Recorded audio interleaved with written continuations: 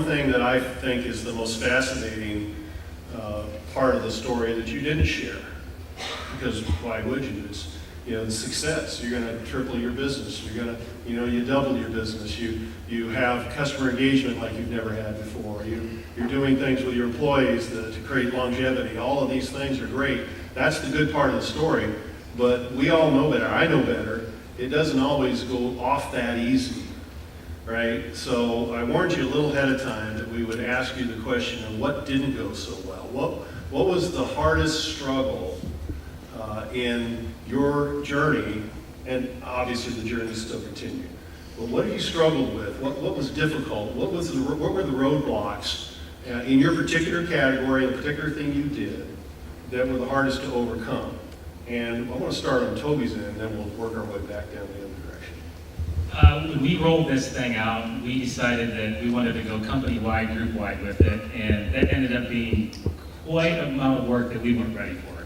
So what we did, what we learned through that process was really start targeting in on divisions or categories within an organization to really get them off the ground and running.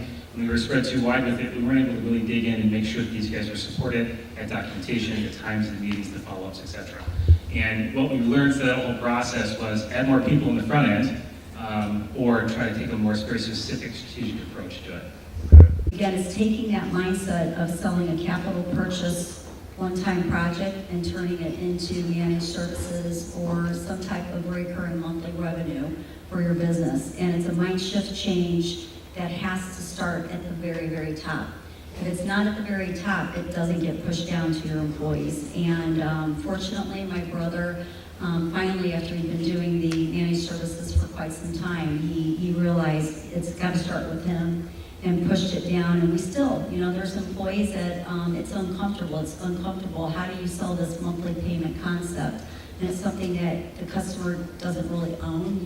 You're renting it to them. And it's a different mindset. One out of X way and creating process and procedures that are similar. What didn't go so well is realizing how large that would grow, and how big an effort that would be. So you have this great idea, and then as you start uncovering things, you turn the page, you lift up the carpet, and you realize underneath there's levels and levels and levels and more. So what didn't go so well is understanding what the time investment was to put into it, and really what it grew into.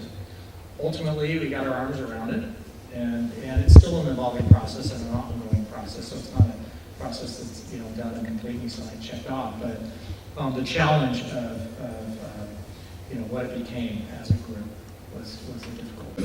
Decentralizing the control of an organization is actually giving up control. And the most difficult part is to not fall back into the old structure. And many times we would try to move forward and decentralize our power and become do the practices of holacracy, but then we would fall back into the old roles. And it took a while and a lot of practice, and sometimes we still fall back a little bit, but we seem to have managed now, and after about a year, we're doing quite well. In the customer experience, in getting in front of the end user, not the technology manager, but getting in front of the end user, there were two challenges. Naturally, you put, okay, here's my best people, but your best people tend to be more technical, and you need people who actually understand the end user, understand what the end user is wanting to do. So they don't want to hear bits and bytes and resolutions. They want to be able to say, this doesn't work, make it work for me. Somebody who can actually speak their language. So you find out your best technical persons that most suitable for that role. So you kind of need to adjust your organization and pick the right personalities for it. So that was a challenge. You know, ramping up is the challenge that we're having. You know, it's the kind of the joke in sales is, you know, they sell, and it's operations problem. You figure it out and get it installed. Of course, I was talking to sales and saying, you know, we have a limit here. We might need to relax a little bit, and then he told me that was an owner's problem. But because he's there to sell.